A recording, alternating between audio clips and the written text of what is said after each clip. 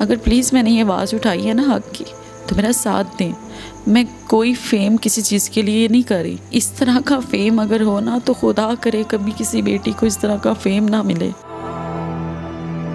اگر فیم لینا ہوتا نا تو میں 14 اگست کی شام کو ہی FIR کٹواتی. میں 14 اگست کی شام کو ہی ہر چیز اپلوڈ کرنا شروع کر دیتی. NA نیوز کی ویڈیوز دیکھنے کے لیے ہمارے چینل کو سبسکرائب کیجیے, ویڈیو کو لائک کیجیے اور شیئر کیجیے, بیل آئیکن کو کلک کیجیے تاکہ آپ ہماری ہر آنے والی ویڈیوز سے باخبر رہ سکیں. بسم اللہ الرحمن الرحیم. ناظرین السلام علیکم. میں ہوں آپ کا میزبان حافظ خرم شہزاد اور آپ دیکھ رہے ہیں NA نیوز. ناظرین 14 اگست کو مینار پاکستان پر ایک ناخوشگوار واقعہ پیش آتا ہے. 400 افراد درندوں کی طرح ایک تنہا لڑکی کے اوپر جھپٹتے ہیں, اس کے کپڑے پھاڑ دیے جاتے ہیں. عائشہ اکرم میرے ساتھ موجود ہیں, ان سے جانتے ہیں. اور سوشل میڈیا پہ یہ بھی ناظرین خبریں گردش کر رہی ہیں کہ اس نے فیم کے لیے یہ سب کچھ کیا اور انہوں نے جو انٹرویو کروایا وہ بھی پری پلان تھا. سارے سوالات عائشہ کے سامنے رکھتے ہیں تو ان سے جانتے ہیں کہ یہ پری پلان تھا اور ان کے ساتھ جو ظلم ہوا ہے اس کے بعد ان کے اوپر کیا گزری ہے, ان کی زندگی کتنی مشکل کر دی گئی ہے, ان سے جانتے ہیں. عائشہ بہت شکریہ. سب سے پہلے یہ بتائیے گا کیسی طبیعت ہے آپ کی؟ اللہ کا شکر ہے دوبارہ سے ایک زندگی لے کے آپ سب کے سامنے بیٹھی ہوں. ہمت تو نہیں ہے بٹ شاید میں بول بھی نہ پاؤں اتنا. عائشہ جو ظلم ہوا وہ سب نے دیکھا ہے. جو سوشل میڈیا پر خبریں گردش کر رہی ہیں اس کا جواب آپ ہی دے سکتی ہیں. کہا یہ جا رہا ہے 3 دن آپ خاموش رہیں, اس کے بعد آپ نے FIR لانچ کروائی. آپ نے ویری نیکسٹ ڈے 15 اگست کو ایک کبوتر پکڑے, آپ نے تصویر بھی اپلوڈ کی. 14 اگست کو آپ نے FIR کیوں نہیں کٹوائی؟ جتنا بڑا میرے ساتھ حادثہ ہو چکا تھا اس کے بعد آئی ایم ٹوٹلی سینس لیس. بالکل بھی بولا نہیں جا رہا تھا, کچھ بھی سمجھ نہیں آ رہا تھا. گھر چلی گئی خاموش ہو کے اور کوئی پتہ نہیں تھا زندہ ہوں یا مر چکی ہوں. اور گھر جا کے یہ ڈیسائیڈ کیا کہ یا اللہ کوئی بھی ویڈیو نہ سامنے ہے. میں پاکستان اس قوم کی بیٹی ہوں, یا تو میں سوسائڈ کر لوں گی, میرے ملک کا نام خراب نہ ہو. اور جن 400 لوگوں نے میرے ساتھ, یہ نہیں کہ میں سب کی بات کر رہی ہوں, سب مرد ایک جیسے نہیں ہوتے, ان میں سے مجھے بچانے والے بھی تھے, میرے بھائی تھے. میں بھائی سمجھ کے سب کو وہاں پہ گئی تھی, میرا ایسا کوئی مائنڈ نہیں تھا. یہاں پہ ایک سوال ہے, آپ نے سب سے پہلے انٹرویو میں کہا تھا کہ جو لوگ میرے کپڑے اتار رہے تھے وہی پہنا رہے تھے, وہی اتار رہے تھے. اب آپ کہہ رہی ہیں کہ کچھ لوگ بچانے والے بھی تھے. یہ فرسٹ ٹائم آپ نے کیوں نہیں یہ بات؟ ایسی بات نہیں ہے. جب انسان ٹوٹلی سینس لیس ہو جاتا ہے نا, اسے کوئی پتہ نہیں چلتا کہ یہ میرا محافظ ہے یا مجھے ہی نکٹ کرنے والا ہے. لیکن ان میں سے کچھ لوگ میرے لیے لڑ رہے تھے, ان کی آوازیں مجھے آ رہی تھیں. میں بتا نہیں سکتی کہ اس وقت کیا سین چل رہا تھا. جس عورت نے کبھی, جس لڑکی نے کبھی یہ سوچا بھی نہیں ہو, اور جب اس کے ساتھ ہو جائے تو وہ ختم ہو جاتی ہے. آئی ایم ٹوٹلی سینس لیس. میں نے کہا نا کہ میں اس کنڈیشن میں تھی کہ مجھے سب ایسا لگ رہا تھا جو مجھے بچا رہے ہیں وہی مجھے مار رہے ہیں. لیکن ایسی بات نہیں ہے, مجھے بیچ میں بچانے والے بھی لوگ تھے. اچھا, آپ نے اناؤنسمنٹ کی تھی, کتنے افراد کے ساتھ آپ آئے تھے؟ یہ بھی ایک بحث چھڑی ہوئی ہے. میں اپنے پارٹنر ریمبو کے ساتھ آئی تھی, جو 2-2.5 سال سے میرے ساتھ ٹک ٹاک پہ, میرے یوٹیوب پہ ساتھ میرے ورک کرتا ہے. ہم دونوں ایز اے پارٹنر کام کرتے ہیں. اس دن بھی میں اسی کے ساتھ آئی تھی اور کچھ ٹیم ممبرس ہمارے یادگار کے اندر گیٹ پر ویٹ کر رہے تھے. میں ان سے پہلے کبھی نہیں ملی, نہ میں ان کو جانتی ہوں, مجھے ان کے نام بھی نہیں آتے. بس ان سے ملے ہیں اور اس ملاقات سے 5 منٹ تک ایک چھوٹا سا کلپ بنا ہے انہی کے ساتھ. اس 5 منٹ کے بعد ایک ایسا گینگ, ایسا گروہ جس نے مجھے کیا میری پوری ٹیم کو گھیرے میں تو لیا. اور وہ گھیرا اتنا زیادہ تھا, اتنا ہجوم تھا کہ وہ مجھے نہ جانے میری ٹیم کے ممبرس کو کہاں سے کہاں لے گیا. مجھے کچھ پتہ ہی نہیں چلا کہ سب کیا ہو رہا ہے. فینس کی حد تک تو بات ٹھیک تھی, جس طرح لوگ آ رہے تھے, پکچرز بنا رہے تھے, لیکن وہ فینس کبھی ایسے نہیں کرتے, عوام بھی ایسے نہیں کر سکتی. کچھ سمجھ میں نہیں آ رہا یہ سب کیا ہے, یہ کس طرح کا گروہ تھا, یہ انسان بھی تھے یا نہیں, جو مجھے عورت سمجھ ہی نہیں دیتے.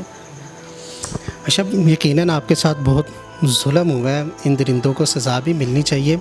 تو 2.5-3 گھنٹے آپ کو ہراساں کیا گیا, اس کے بعد آپ کو بچایا کس نے؟ کیسے گھر تک کیسے پہنچی آپ؟ بتانا, دیکھیں مجھ سے بات نہیں ہو رہی ابھی بھی.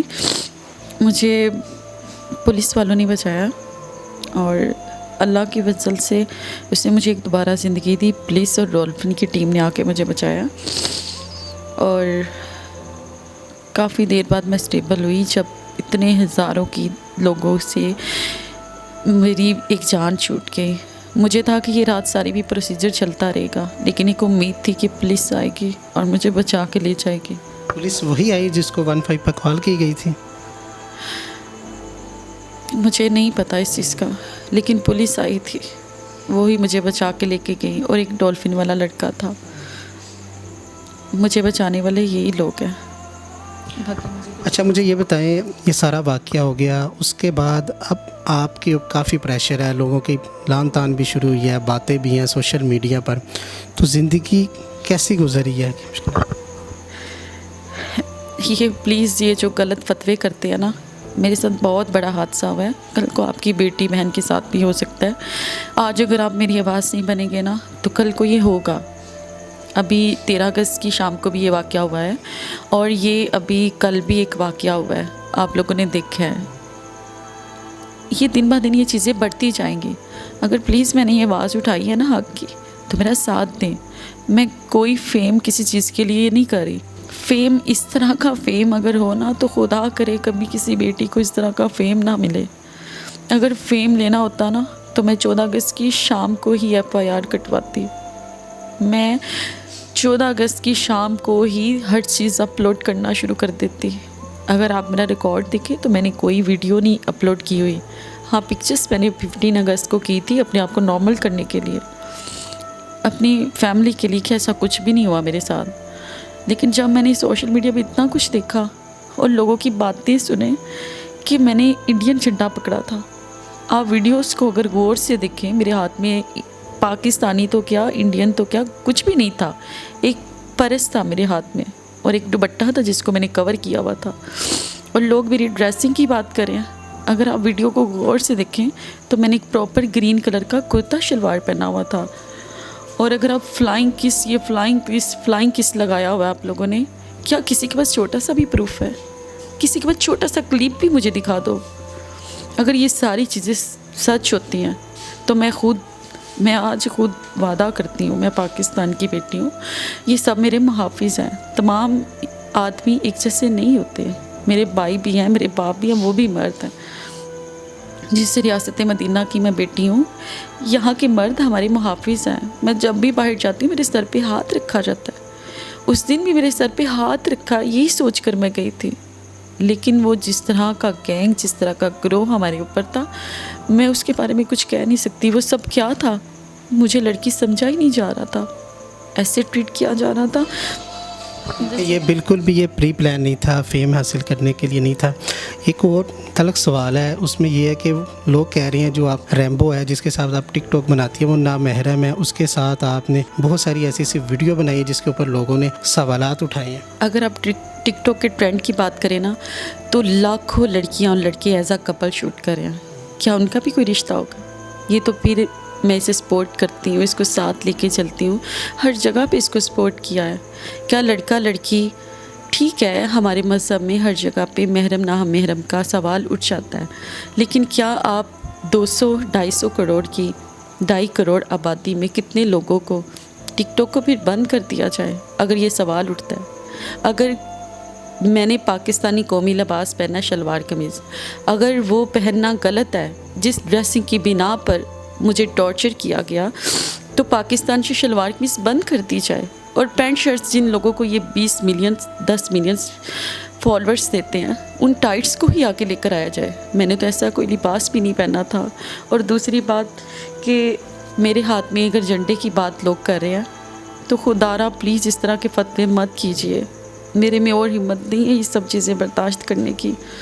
मैंने किसी को कोई मैसेज कन्वे नहीं किया था। अगर किसी के पास छोटा सा वॉइस क्लिप भी है, तो मैं जो मुझे सज़ा मिलेगी मैं कबूल करूँगी। मैं ख़ुद पाकिस्तान छोड़ने के लिए तैयार हूँ, लेकिन मैंने ना तो ऐसी कोई वीडियो लगाई, ना मेरा कोई ऐसा वॉइस क्लिप है। और मुझे तो 2 साल हो गए, मैंने ऐसी कभी कोई वीडियो लगाई ही नहीं। आप रिकॉर्ड भी चेक कर सकते हैं। और खुदा आप प्लीज़ ये गलत फतवे मत लगाइए। मैंने बहुत मुश्किल से अपने आप को खड़ा किया, खड़ा होने में मेरा साथ दीजिए, मेरे में और हिम्मत नहीं है। जी बिल्कुल, उन दरिंदों को गिरफ़्तार किया जा रहा है, उन दरिंदों को सज़ा मिल रही है। काफ़ी सारे पुलिस अफसरान को भी معطل کر دیا گیا, کچھ کو ٹرانسفر کر دیا گیا, نیگلیجنسی جو سامنے آئی ہے 15 پہ جو رسپونڈ نہیں کیا گیا, تو ابھی کتنے ملزمان کی شناخت آپ کر چکی ہیں؟ کیا سزا ملنی چاہیے انہیں؟ سزا تو بدتر ملنی چاہیے تاکہ نیکسٹ کبھی بھی اس طرح کی کوئی حرکت نہ ہو.